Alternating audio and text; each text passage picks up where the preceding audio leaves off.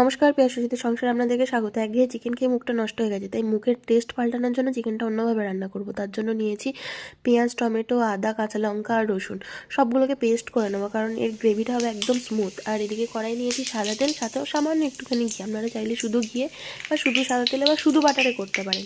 তাতে ফোড়ন দিয়ে দিয়েছি গোটা গরম মশলা, দারচিনি, এলাচ, লবঙ্গ, তেজপাতা, শুকনো লঙ্কা আর গোলমরিচ। এবার ওই মশলার পেস্টটা দিয়ে দিয়েছি, মানে পেঁয়াজ, আদা, রসুন, কাঁচা লঙ্কার পেস্টটা।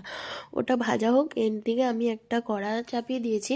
কড়াইয়ে নিয়েছি সামান্য পোস্ত, কাজু, আমন্ড আর শুকনো লঙ্কা আর ব্ল্যাক পেপার মানে গোলমরিচ।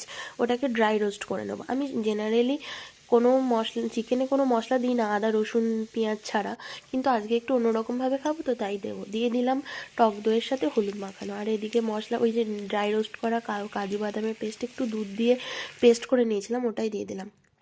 এখন এই যে মশলাটা কষিয়ে নেব ভালো করে।